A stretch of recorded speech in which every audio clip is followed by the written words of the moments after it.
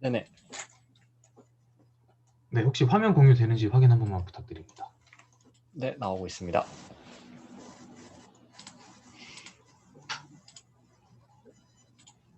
네, 그럼 바로 발표 시작하도록 하겠습니다. 네, 안녕하세요. 이번 AI 로보틱스 코리아의 온라인 세미나 Embrace the Future에서 프로젝트 디품이라는 주제로 발표를 맡게 된 임승현입니다. 저는 이번 발표에서 학부생끼리 진행했던 실내 자율주행 로봇 개발 이야기를 전달해 드릴 텐데요. 다루고 있는 기술의 범위가 좀 넓다 보니 ROS 개발 환경과 알템맵 슬램, A스타 변형 알고리즘, 로컬 패스 플래너 등 이런 자율주행 기술을 좀 간단하게 설명을 드리려고 하고요. 그리고 오픈소스 활용 경험 위주로 조금 이야기를 드리려고 합니다. 간단하게 이제 소개를 드리겠습니다. 저는 올해 디지스트 기초학부를 졸업해 동대 로봇공학 전공에서 석사 박사 통합과정을 진행하고 있습니다. 학부에서는 재활 로봇, 마이크로 로봇, 그리고 자율주행, 그리고 실내 자율주행 로봇 등을 연구했으며 최근에는 모바일 로봇과 자율주행 환경 인식 등에 관심이 많습니다. 이 프로젝트를 같이 진행한 저희 팀원들입니다. 이 연구를 진행했을 때, 즉 작년에는 저희 모두 학부생 신분이었습니다. 저를 포함한 16학번 2명은 졸업 후 대학원과 ADD로 향했고 다른 두 18학번 학생들은 학부에서 자율주행 연구팀을 이끌고 있습니다. 혹시 지금 영상에 나오는 이 귀여운 로봇을 좀 본 적이 있으실까요?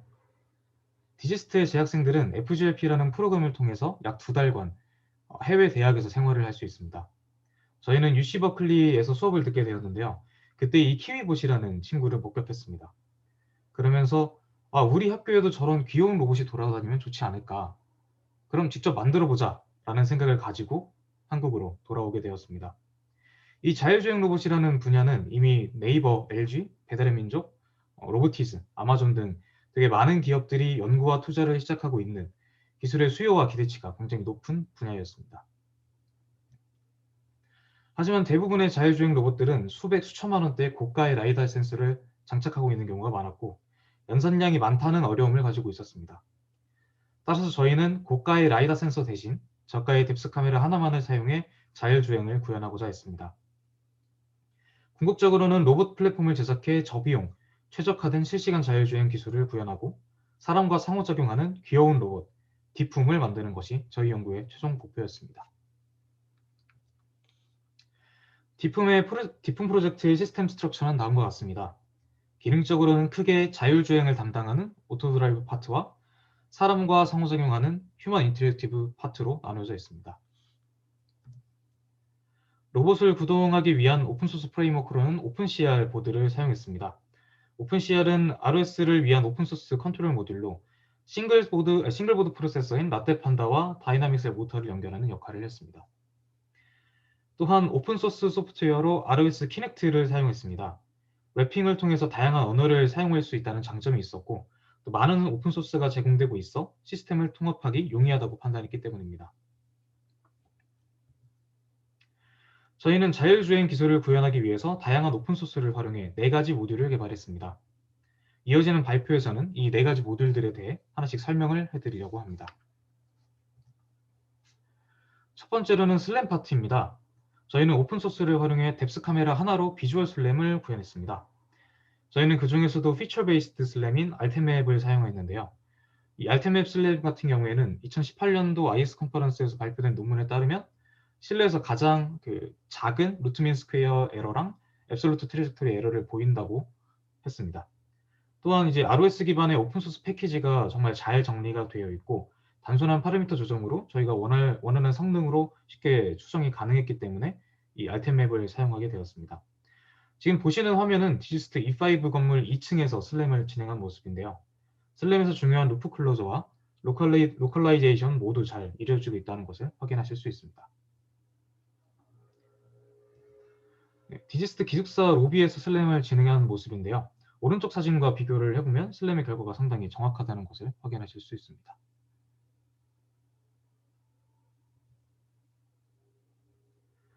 저희는 이 기술을 구현하기 위해서 인텔 리얼센스 SDK 2.0이라는 오픈소스를 사용했습니다. 저희가 사용한 뎁스 카메라 디스3Y를 사용하기 위한 공식 SDK이며 카메라에서 이미지와 뎁스 프레임, IMU 데이터 등을 수집하는 기능을 가지고 있습니다. 이렇게 얻어진 뎁스 카메라의 RGB D 프레임과 오픈CL 보드의 IMU 데이터를 그 아이템맵에 맞게 포팅을 해서 슬램을 구현했습니다. 이게 사용 중인 저사양의 라테판드 보드에서도 실시간 루프 클로저가 가능했으며 또 로컬라이제이션은 수 센티미터 이내의 오차를 보였습니다. 맵 정보와 현재 좌표, 그리고 목적지가 정해지면 A-스타 알고리즘을 기반으로 한 패스 플래너가 경로를 생성합니다. 안전을 위해서 로봇은 장애물과 어느 정도 거리를 유지해야 됩니다. 따라서 저희는 패스트 마칭 메소드로 구한 디스턴스 코스트를 A-스타 알고리즘의 코스트 계산에 추가했습니다. 그 결과 변경된 A-스타 알고리즘은 벽에서 어느 정도 떨어진 경로를 생성하게 됩니다. 사실 이렇게 벽과 어느 정도 떨어진 경로를 생성하는 가장 쉬운 방법 중에 하나는 벽으로 인식되는 영역 자체를 키우는 것입니다. 하지만 이러한 방법은 좁은 길을 주행 아예 불가능한 영역으로 인식하거나 부드럽지 못한 경로를 생성한다는 단점이 있습니다. 디스턴스 코스트를 추가하는 방법을 사용하게 되면 이런 문제를 해결할 수 있습니다. 앞서 보여드렸었던 그 디지스트 기숙사 로비의 매핑 환경인데요.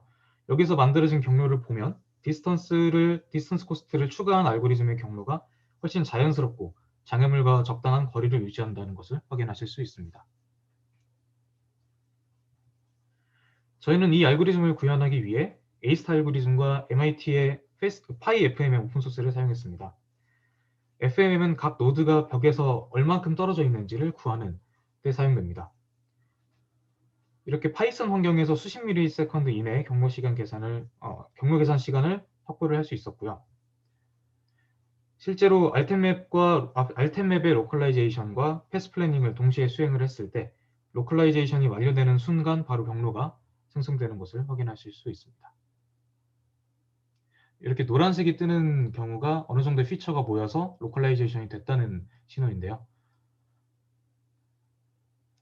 이렇게 좀 비교적 빠른 속도로 경로가 생성되고 있는 것을 확인하실 수 있습니다. 다음으로는 만들어진 경로를 주행하기 위한 주행 라이브러리를 제작했습니다. 저희는 로봇 구동에 자주 사용되는 기능들을 함수화시켜 파이썬 라이브러리로 만들었습니다. 이 영상을 보시면 별 모양으로 주어진 경로를 로봇이 잘 따라서 주행하는 것을 확인하실 수 있습니다.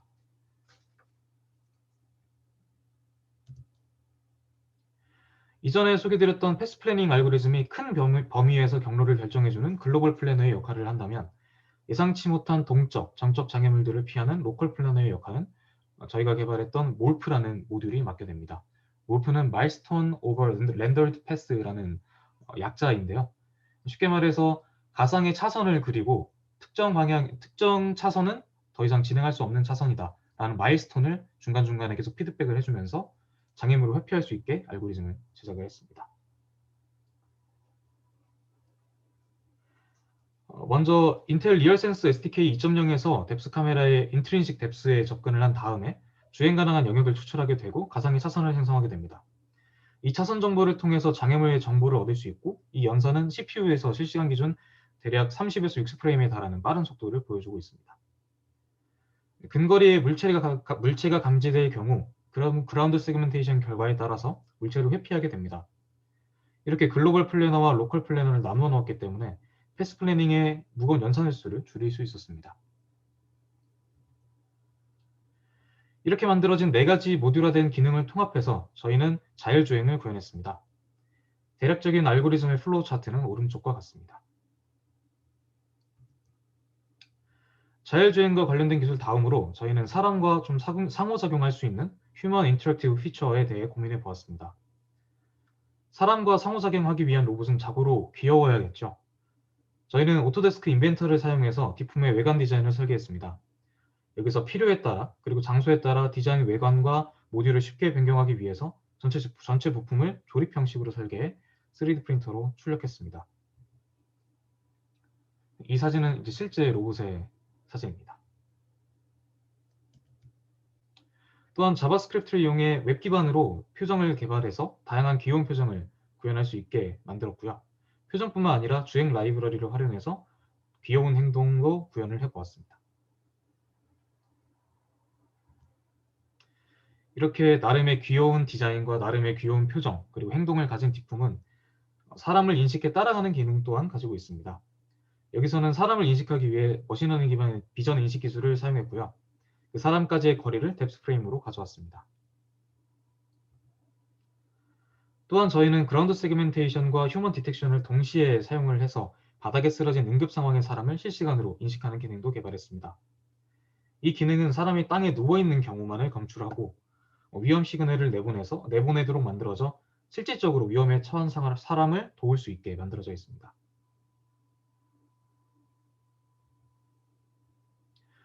네, 이 영상은 기숙사 로비에서 필드 테스트를 진행한 영상입니다. 로봇은 슬램을 통해 위치를 인식하고 목적지까지의 경로를 계산합니다. 이렇게 주행하는 도중 중간에 장애물이 등장하면 멈추거나 피하고 장애물이 사라지면 다시 경로를 복귀하는 모습을 확인하실 수 있습니다.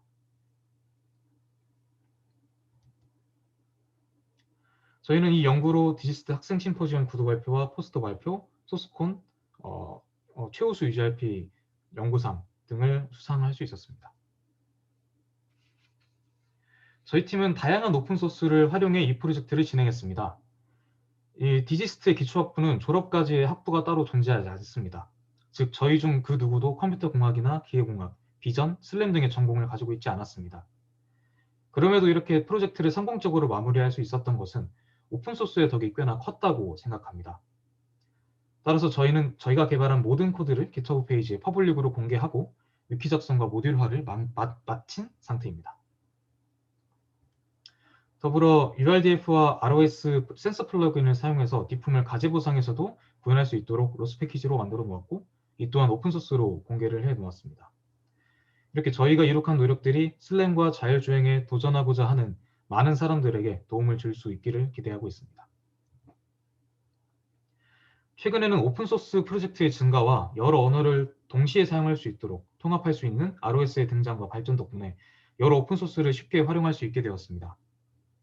그래서 로봇 분야에 뛰어들고 싶어하는 학생이나 주니어 로봇 개발자들에게 일단 프로젝트를 구성하고 도전하라는 말씀을 좀 드리고 싶습니다. 막히는 부분들은 오픈소스를 참조하면서 방법론을 배우고 시스템 통합에 대한 경험도 익힐 수 있기 때문입니다. 그렇게 지금 성장하고 있는 학생과 주니어 로봇 개발자들에게 오픈소스의 활용은 필수, 컨트리뷰션은 미덕이라고 생각합니다. 오픈소스를 활용해 프로젝트를 완료하고 좋은 결과를 다시 오픈소스로 공개하는 이러한 오픈소스의 선순환이 계속 이루어졌으면 하는 바람과 함께 저희 AI 로보틱스 코리아에 대한 많은 관심과 사랑을 부탁드리며 이 발표를 마치도록 하겠습니다. 감사합니다. 네, 감사합니다. 귀여운 고양이 로봇이었던 것 같습니다. 혹시 방금 임승현님 발표에 대해서 질문 있으신 분들은 지금 진행해 주시면은 저희가 답변 드릴 수 있도록 하겠습니다.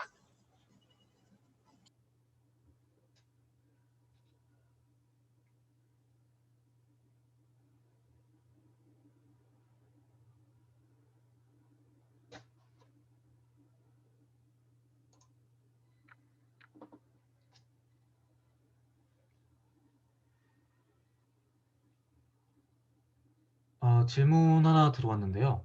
실내에서 슬램을 구현하면서 어려웠던 점이나 오차 부정 관련해서 좀 고려했던 내용. 이게 사실 이 실내에서 슬램을 구현한다는 것 자체가 터레인 상황 자체는 굉장히 이분하고 좀 유리한 상황이기는 합니다. 그래서 진동이나 이런 거로 들어오는 디스터번스가 많이 없는 편이기는 하지만 그래도 실내 환경 자체가 이제 이전에도 다른 발표자분께서도 말씀을 해주셨지만 유리로 이루어진 환경이 생각보다 되게 많더라고요. 그래서 반사나 어떤 유리 같은 문제점 때문에 RGBD 센서 값이 정확히 들어오지 않는 경우도 있었고요. 사실 알템맵 슬램 자체가 란삭을 기반으로 이제 데이터를 프로세싱하게 되는데 여기서 이제 저희의 생각과는 다르게 조금 오차들이 많이 나서 거의 이번 프로젝트는 트라이얼 앤 에러로 극복을 했던 것 같습니다. 네, 그리고 질문이 하나 더 들어왔는데 패키지별 버전이 잘 안 맞을 수 있었는데 그런 문제들은 없었는지. 사실 정말 큰 문제가 하나 있었습니다. 저희가 사실 이제 파이썬 같은 경우에는 2를 쓰든 3를 쓰든 ROS 패키지를 동시에 사용을 하게 되면 이제 ROS 코어로 똑같이 토픽을 올리고 받을 수 있는 형태로 사실 큰 문제가 없는데요. 저희가 그 사용했던 패키지 중에 아예 그냥 동시에 사용이 안 되는 충돌이 좀 심한 패키지가 좀 있었습니다. 그래서 한번 저희가 그 전체 파이썬 버전을 한번 싹 갈아엎었던 기억이 있었는데요. 사실 조금 더 저희가 실력이 있고 경험이 더 있었다면 좀 더 쉽게 해결할 수 있지 않았을까 싶습니다. 다음 질문이 이제 오큐펜시 그리드 맵 기반으로 패스 플래닝을 한 건지 여쭤보셨는데요. 일단은 저희가 그 만들었었던 패스 플래닝 알고리즘 자체가 잠시만요. 네, 저희가 기본적으로 ROS에서 제공하는 RBiz나 이런 데서 제공하는 패스 플래닝을 사용한 게 아니라 저희가 비전 기반으로 맵을 인식해서 이제 오큐펀스 그리드로 이동을 하는 에이스타 알고리즘을 새로 코딩을 했습니다. 그러다 보니까 아예 그냥 그 알템 맵에서 나왔던 3D 환경의 맵을 2D로 사용을 해서 사용을 하게 됐는데요. 경사나 언덕이 있는 곳 같은 경우에는 저희가 아까 그 그라운드 세그멘테이션이라는 그 알고리즘을 얘기를 할 때 로컬 패스 플래닝을 진행을 한다고 그 말씀을 드렸었잖아요. 그래서 땅이 가지고 있는 기울기값 같은 것도 인식을 해서 이제 특정 경사 이상을 넘어가면 아예 주행할 수 없는 영역으로 아예 그냥 그렇게 판단을 하는 식으로 진행을 했습니다.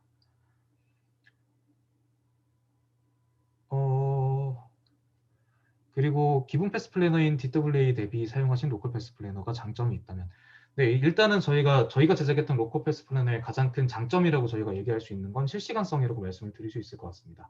저희가 사용했던 모델 자체가 그 라떼 판다 알파라는 모델이었는데요. 사양이 엄청 막 하이엔드급은 아닙니다.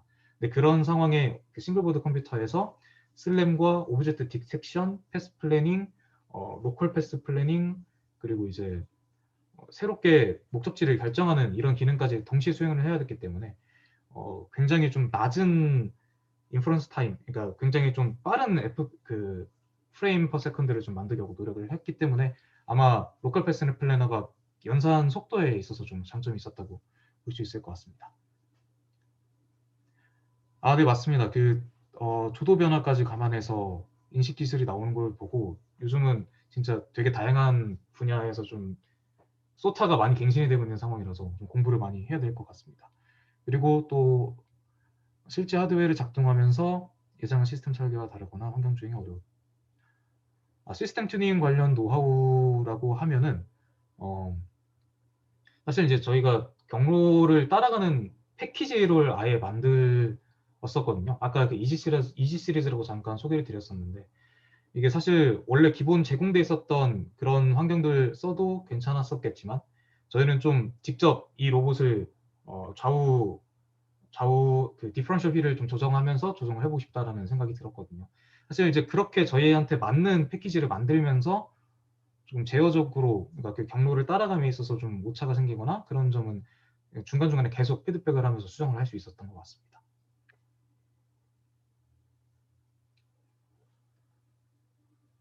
시간이 조금 남기는 했는데요. 지금 질문은 거의 다 완료가 된 것 같습니다. 네, 감사합니다. 그러면은 저희 다음 연사분 파일을 안내 드리고 잠시 대기 후에 다음 발표 진행하도록 하겠습니다. 감사합니다. 발표 감사합니다.